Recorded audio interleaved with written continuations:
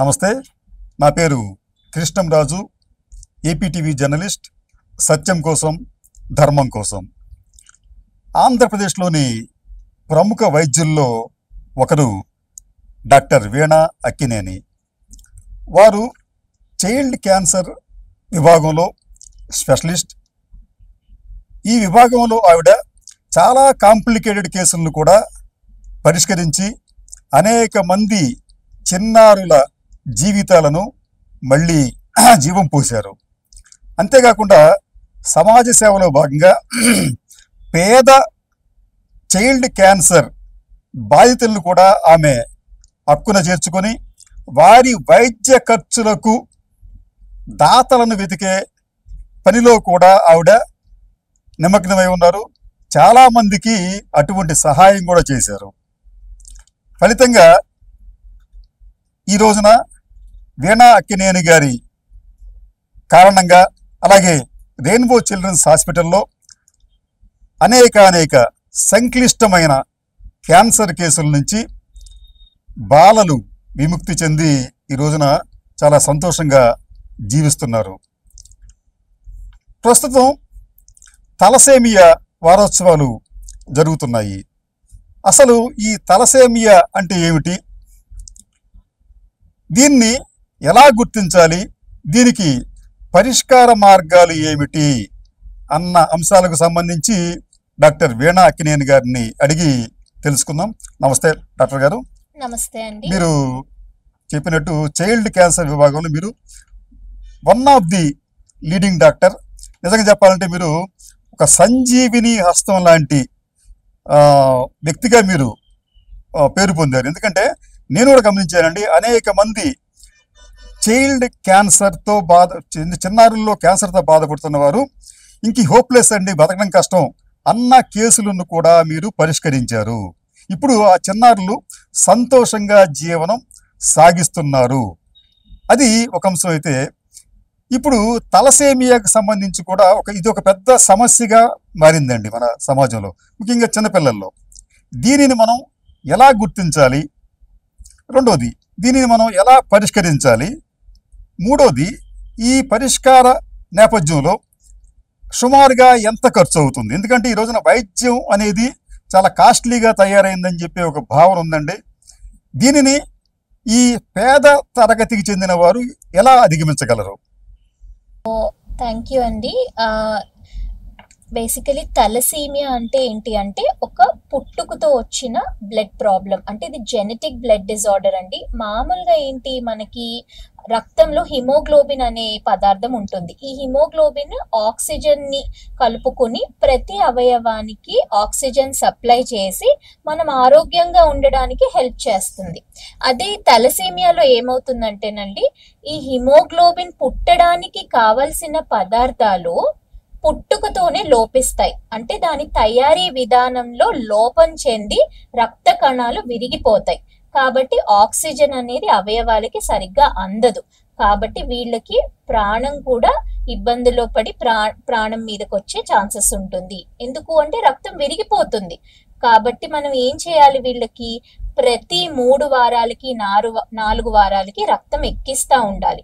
ఎవరికైనా కానీ ఒక్కసారే పుడతారు పిల్లలు, కానీ ఈ తలసేమియా బారిన పడిన పిల్లలు మాత్రం ప్రతి నెల వాళ్ళకి మరొక జన్మలాగానే. ఎందుకంటే వాళ్ళకి ప్రతి నెల రక్తం ఎక్కించకపోతే వాళ్ళకి జీవం అనేది సాగదు. కాబట్టి రక్తం విరిగిపోతుంది, మళ్ళీ కొత్త రక్తం ఎక్కిస్తానే ఉండాలి. ఎందుకు అంటే ఇది పుట్టుకతో వచ్చే ప్రాబ్లమ్. ఎలా తెలుస్తుంది మనకి ఇది అంటే, మామూలుగా 6 నెలలు, 4 నుంచి 6 నెలల వరకు పుట్టంగానే బానే ఉంటారు పిల్లలు. ఎందుకంటే తల్లి రక్తము పిల్లల్లో ఉంటుంది కాబట్టి. 6 నెలల తర్వాత తల్లి రక్తం తక్కువైపోయి వాళ్ళ రక్తం ఎప్పుడైతే ఉత్పత్తి అవుతుందో, వాళ్ళకి కనుక ఆ ప్రాబ్లం ఉంటే వాళ్ళు మెల్లమెల్లగా పాలిపోయినట్టు, బాగా ఆకలి లేకుండా, పాలు సరిగ్గా తాగకుండా, ఊపిరి సరిగ్గా అందకుండా, బాగా డొక్కలేస్తూ ఆయాసంగా ఉండడము, కొంతమంది బరువు పెరగరు, కొంతమంది బాగా పొట్ట ఉబ్బిపోయి గడ్డల్లాగా లివర్, స్ప్లీన్ అనేవి తెలుస్తూ ఉంటాయి. ఇలాంటి వాళ్ళలో మనము పాలిపోయినట్టు ఉంటే బ్లడ్ టెస్ట్ చేయించుకుంటే మనకి తలసేమియా ఉందో లేదో అన్నది తెలుస్తుంది. మరి ఇంత కాంప్లికేటెడ్ ప్రాబ్లము మన జీవితాల్లో కేవలం పిల్లలకే కాదు, వాళ్ళ ఫ్యామిలీకి కూడా చాలా ఎమోషనల్ గా, ఫైనాన్షియల్ గా చాలా భారాన్ని ఇస్తుంది వాళ్ళకి. ఎందుకంటే ప్రతి నెల గుచ్చించుకుని బ్లడ్ ఎక్కించుకోవడం అంటే మాటలా? అది అసలు చాలా కష్టమైన పరిస్థితి. కాబట్టి దీన్ని మనము భవిష్యత్తులో ఎవ్వరికి రాకుండా మనం నివారించవచ్చు. ఇది మన చేతుల్లోనే ఉంటుంది. ఎలా నివారించవచ్చు అంటే కేవలం ఒక సింపుల్ టెస్ట్ అండి. అంటే పెళ్లి చేసుకునే ముందే, మ్యారేజ్ కి ముందే వాళ్ళు ఎవరైనా బ్లడ్ టెస్ట్ చేసుకోవడం, లేకపోతే అట్లీస్ట్ ప్రెగ్నెన్సీ ప్లానింగ్ అప్పుడు కానీ, ఆర్ అట్లీస్ట్ ప్రెగ్నెన్సీ ఇమీడియట్ గా కన్ఫర్మ్ అయిన వెంటనే, అంటే పుట్టడానికి ముందే మనం టెస్ట్ చేయించుకుంటే. ఏం టెస్ట్? క్యారియర్ టెస్ట్, అంటే హెచ్బి ఎలక్ట్రోఫోరెసిస్ టెస్ట్. ఆ టెస్ట్ చేయించుకుంటే మనం ఒకవేళ క్యారియర్ అయితే పిల్లలకి రాకుండా ఏం చేయాలి, ఎటువంటి ప్రికాషన్స్ తీసుకోవాలి అన్నది తెలుసుకుంటే భవిష్యత్తు తరానికి రాకుండా చేయొచ్చు. అసలు క్యారియర్ అంటే ఏంటి అంటే, ఫర్ ఎగ్జాంపుల్ ఈ క్యారియర్ లో వాళ్ళకి తలసీమియాకి సంబంధించిన జన్యువులు ఉంటాయి, కానీ వాళ్ళకి దాని లక్షణాలు ఉండవు. అంటే మీకైనా ఉండొచ్చు, నాకైనా ఉండొచ్చు తలసీమియా. నేను బానే ఉన్నాను కదా అని చెప్పి నాకు తలసీమియా క్యారియర్ నేను అవ్వక్కర్లేదని ఉండదు. టెస్ట్ చేయించుకుంటేనే తెలుస్తుంది. సింపుల్ గా చెప్పాలంటే క్యారియర్ అంటే వాళ్ళకి ఏమీ ప్రాబ్లం ఉండదు, వాళ్ళ ద్వారా భవిష్యత్తు తరానికి వచ్చే ఛాన్సెస్ ఉంటుంది. వాళ్ళు ఆ భవిష్యత్తు తరానికి ఈ ప్రాబ్లం ని పాస్ చేయకూడదంటే టెస్ట్ చేసుకుని సరైన ప్రికాషన్స్ తీసుకోవాల్సిందే. చాలా సింపుల్ బ్లడ్ టెస్ట్ అది.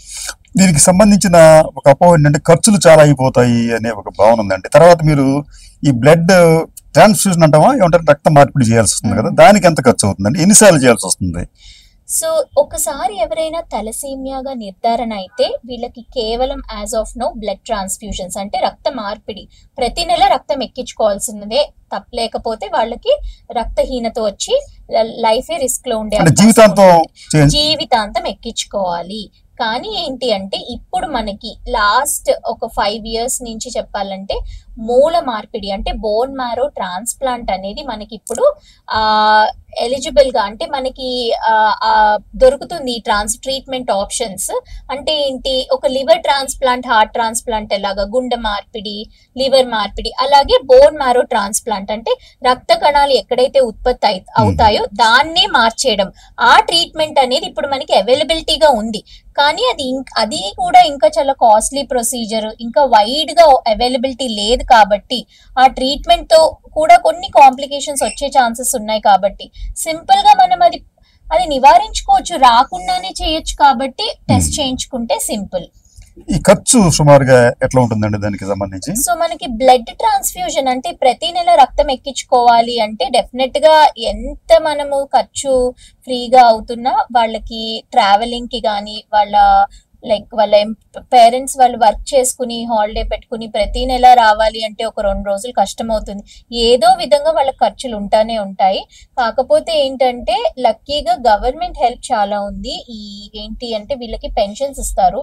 ఎవ్రీ మంత్ ఇంత తలసీమియా బారిన పడితే వాళ్ళకి పెన్షన్ అనేది ఉంటుంది. అలాగే బ్లడ్ ట్రాన్స్ఫ్యూజన్స్ కూడా చాలా మందికి తలసీమియా అని తెలిస్తే వాళ్ళు thalassaemia foundations, red cross societies లో కానీ దగ్గరలో ఉండే ఫౌండేషన్స్ ని రిజిస్టర్ చేసుకుంటే బ్లడ్ కూడా వాళ్ళకి ఫ్రీగా వస్తుంది. అది కూడా ఫిల్టర్డ్ బ్లడ్, ఫిల్టర్ వేసుకుని బ్లడ్ ఫ్రీగా ఎక్కించుకుని వెళ్ళొచ్చు. వీటి వల్ల వచ్చే కాంప్లికేషన్స్ కి కూడా మెడిసిన్స్ కూడా వాళ్ళు ఇస్తారు. కాకపోతే ఎలా వేసుకోవాలి, కరెక్ట్ గా ఉందా లేదా బాడీ అని చెప్పుకోవడానికి, మనం మానిటర్ చేసుకోవడానికి కంపల్సరీ వాళ్ళు పీడియాట్రిక్ హెమటాలజిస్ట్ ని కలవాలి. డాక్టర్ వీణా గారు, ఇప్పుడు ఈ తలసేమియా బాధితులు మేము బాధితులు కాదని చెప్పి వారికి తెలియకుండా వారి బ్లడ్ ను ఇతరులకు ఎవరికన్నా ఇస్తే ఇతరులకు కూడా ఇది క్యారీ అవుతుందంటారా? సో అలాగా తలసీమియా బాధితులు అంటే వాళ్ళే ఒకవేళ బ్లడ్ డొనేట్ చేస్తే వాళ్ళ బ్లడ్ తెలియకుండా అలాంటి ప్రాబ్లమ్స్ ఏముండవు. వాళ్ళు బ్లడ్ డొనేట్ చేయొచ్చు, బ్లడ్ ఎక్కించొచ్చు, ప్రాబ్లం ఏమీ ఉండదు. ఇది ఏంటంటే బ్లడ్ ద్వారా సోకే ప్రాబ్లమ్స్ కాదు. ఫర్ ఎగ్జాంపుల్ ఇప్పుడు ఇన్ఫెక్షన్స్ ఉంటాయి, బ్లడ్ ద్వారా సోకే ఇన్ఫెక్షన్స్, వాటన్నిటికీ కూడా బ్లడ్ ఎక్కించే ముందు స్క్రీన్ చేస్తారు. అలాంటి ప్రాబ్లం ఈ తలసీమియా కాదు. దగ్గితే, తుమ్మితే బ్లడ్ ఎక్కిస్తే ఎక్కే ప్రాబ్లం తలసీమియా కాదు. ఇది జెనెటిక్ గా వచ్చే ప్రాబ్లం. కాబట్టి బ్లడ్ ద్వారా మాత్రం రాదండి. రెండోది డాక్టర్ గారు, మీరు ఈ చైల్డ్ క్యాన్సర్ లో బాగా అనుభవం సంపాదించారు. మీరు one of the best doctors in ఒక రకంగా చెప్పాలంటే ఇండియాలో చెప్పుకోవచ్చు. అసలు ఈ చైల్డ్ క్యాన్సర్ అనేది ఎందుకు ఇంత వైడ్ స్ప్రెడ్గా మారింది, ఎందుకు ఇంత ప్రివిలెంట్గా మారింది? ఆ, ఇదేమన్నా మనం ముందుగానే ప్రివెంట్ చేసేందుకు ఆస్కారం ఉందా, ఎర్లీగా డిటెక్ట్ చేసేందుకు ఆస్కారం ఉందంటారా? సో నార్మల్ గా క్యాన్సర్ అంటేనే చాలా మంది భయపడిపోతా ఉంటారు. ఆ వర్డ్ వింటేనే అసలు వినకూడని స్థితిలో వెళ్ళిపోతారు. ఎస్పెషల్లీ ఇంకా పెద్దవాళ్ళ క్యాన్సర్ అంటే ఇప్పుడు మనం వింటుంటే ప్రతి ఇంట్లో ఎవరికో ఒకరికి క్యాన్సర్ అని వింటానే ఉంటున్నాం. అదే క్యాన్సర్ చిన్న పిల్లలకి ఎఫెక్ట్ అయితే ఇంకా కంప్లీట్ గా ఫ్యామిలీస్ అన్ని బ్రేక్ అయిపోతాయి. ఇక్కడ చాలా మంది ఫ్యామిలీస్ నేను చూస్తూ ఉంటాను. బట్ ఎలా మనం అది క్యాన్సర్ అసలు ఎందుకు వస్తుంది పిల్లలకి, ఏంటి, ఎలా ప్రివెంట్ చేయొచ్చు అని చాలా క్వశ్చన్స్ వస్తాయి వాళ్ళకి. సో ఫస్ట్ ఆఫ్ ఆల్ పెద్దవాళ్ళకి ఏంటంటే స్మోకింగ్ చేయడం వల్ల, సిగరెట్ తాగడం వల్ల, అలా గుట్కా, పాను వాటి వల్ల, లైఫ్ స్టైల్ మెజర్స్ వల్ల క్యాన్సర్స్ వచ్చే ఛాన్సెస్ ఉంటాయి. బట్ పిల్లల్లో ఇప్పటి వరకు దేని వల్ల క్యాన్సర్స్ వస్తాయి అన్నది ఎక్కడా కూడా మనకి ప్రూవ్ అవ్వలేదు. అంటే దీని వల్ల ఫోన్ వాడడం వల్ల ఎక్కువ వస్తుందా, లేకపోతే మనం వాడే గ్యాడ్జెట్స్ వల్ల వస్తుందా, మనం తినే ఫుడ్ వల్ల వస్తుందా, అంటే ఇప్పుడు ఏం ఫుడ్ తింటున్నామో బయట మనకు తెలియదు. వెజిటబుల్స్ కూడా అసలు కరెక్ట్ వెజిటబుల్స్, ఫ్రూట్స్ అవన్నీ కూడా చాలా అంటే కల్తీగా ఉన్నాయి అని మనం చాలా చూస్తూ ఉంటాం. బట్ వీటన్నిటి వల్ల క్యాన్సర్ వస్తుందా పిల్లలకి అంటే ఎక్కడా కూడా ప్రూవ్ అవ్వలేదు. రీసెర్చ్ లో అయితే ఇప్పటి వరకు మనకి ఎందుకు వస్తుంది అన్నది తెలీదు. కాకపోతే ఒకవేళ లక్షణాలు అలా ఏమన్నా అనిపిస్తే వెంటనే మనము కలుసుకుని ట్రీట్మెంట్ తీసుకుంటే మాత్రం మంచి రిజల్ట్స్ ఉంటాయి. సిమ్టమ్స్ ఒకసారి చెప్పండి. సో పిల్లల్లో క్యాన్సర్ కి పలానా సిమ్టమ్స్ అని కరెక్ట్ గా ఉండవు. అంటే ఇది వస్తే ఇది క్యాన్సరే అని మనం ఎప్పుడు చెప్పలేం. కానీ ఏదైనా కానీ ప్రాబ్లమ్స్ ఎక్కువ రోజులు తరచుగా ఉంటే డెఫినెట్ గా మనం క్యాన్సర్ రూల్ అవుట్ చేసుకోవాలి. అంటే మామూలుగా జ్వరం వస్తే 3 రోజులు తగ్గుతుంది, 4 రోజులకు తగ్గుతుంది, మహా అయితే వారం రోజులకు తగ్గుతుంది. కొంతమందికి తరచుగా తగ్గకుండా జ్వరం వస్తున్నా ట్రీట్మెంట్ తీసుకుని యాంటీబయాటిక్స్ వాడి అవన్నీ చేసినా కూడా ఫీవర్ తగ్గకపోతే డెఫినెట్ గా ఏమన్నా క్యాన్సరా అని మనం టెస్ట్ చేయించుకోవాలి. భయపడిపోకూడదు. మనము ఆ వర్డ్ వినడానికే భయం వేసి అసలు అది కాదు అని టెస్ట్ చేయించుకోరు చాలా మంది. టెస్ట్ చేయించుకోవాలి, ఎందుకంటే దానికి పిల్లలకి ట్రీట్మెంట్ ఉంటుంది. అలాగే ఏమన్నా చిన్న చిన్న గడ్డలు మెడలో కానీ, చంకల్లో కానీ, గజ్జల్లో కానీ, లింఫ్ నోడ్స్ అని కణుతుల్లాగా ఉంటాయి. అలాంటివి ఏమన్నా మనకి తగులుతున్నట్టు అనిపిస్తే, ఎక్కువ రోజులు ఉండి సైజు పెరుగుతున్నట్టు అనిపిస్తే మనం టెస్ట్ చేయించుకోవాలి. బాగా పాలిపోయినట్టు అనిపించిన సడన్ గా ఒకేసారి రక్తము గడ్డగట్టినట్టు ఇలా చర్మం మీద మచ్చలు రావడము, దెబ్బలు తగలిపోకుండానే కందిపోయినట్టు మచ్చలు రావడము, అలాంటివి ఉన్నా కానీ మనం బ్లడ్ టెస్ట్ చేయించుకుని, ప్లేట్లెట్లు టెస్ట్ చేయించుకుని క్యాన్సర్ ఉందా లేదా అని టెస్ట్ చేయించుకోవాలి. అలాగే కంట్లో చిన్న మచ్చ, అంటే మామూలుగా కంట్లో మనకి ఎలా ఉంటుంది, తెల్లగా ఉండి మధ్యలో నల్ల గుడ్డు ఉంటుంది, దాని మధ్యలో మెరుపులాగా ఏదన్నా తెల్ల చుక్కలాగా కనిపిస్తే కంటి క్యాన్సర్ అయ్యే అవకాశం ఉంటుంది. త్వరగా టెస్ట్ చేయించుకోవాలి. అలాగే విపరీతమైన తలనొప్పి కానీ, పొద్దున్నే ఎస్పెషలీ తెల్లవారుజామున వాంతులు అవ్వడం, తలనొప్పి తగ్గడము, అలాంటివి ఏమన్నా ఉంటే డెఫినెట్ గా మనం చెక్ చేయించుకోవాలి.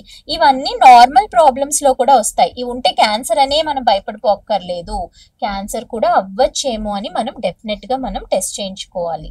డాక్టర్ గారు, మీ అధ్యయనంలో ఈ చైల్డ్ క్యాన్సర్ కి సంబంధించి ఎక్కువగా ఎటువంటి రకమైన క్యాన్సర్స్ పిల్లల్లో వస్తున్నాయండి? అంటే ఇప్పుడు మనకి రకరకాల క్యాన్సర్స్ ఉన్నాయి మనకి. అది ఈ చైల్డ్కి వచ్చేటప్పటికి ఏ అంగానికి వాళ్ళు ఎక్కువగా గురవుతున్నారు ఈ క్యాన్సర్తో?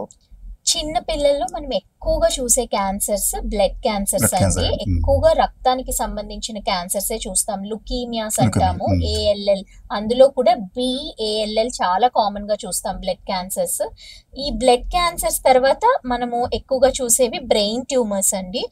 బ్రెయిన్ లో కూడా మనం క్యాన్సర్ పిల్లల్లో చూస్తాం. దాని తర్వాత లింఫోమాస్, ఇవి ఎక్కువగా చూస్తాం. దాని తర్వాత మనం అవయవాలకి సంబంధించిన క్యాన్సర్ అంటే కిడ్నీ ట్యూమర్, విల్మ్స్ ట్యూమర్ అంటాము, న్యూరోబ్లాస్టోమా, కంటి ట్యూమర్, రెటినోబ్లాస్టోమా, ఇవన్నీ మనం పిల్లల్లో చూస్తాం. బోన్ క్యాన్సర్స్, ఇవి కొంచెం తక్కువగా చూస్తాము. బట్ ఎక్కువగా చూసేది మాత్రం బ్లడ్ క్యాన్సర్స్. ఓకే, ధన్యవాదాలు మేడం గారు. థ్యాంక్ యూ వెరీ మచ్ అండి. డాక్టర్ వేణా అక్కినేని గారు మంచి హస్తవాసి ఉన్న డాక్టర్ గారు. పేషెంట్ల పట్ల ఆవిడ చాలా ఏం చెప్పాలంటే ఎఫెక్షన్గా ఉంటూ ఇన్వెస్టిగేషన్ కూడా చాలా ఓపిక్గా చేస్తారు. నేను కొన్ని కేసులు గమనించాను.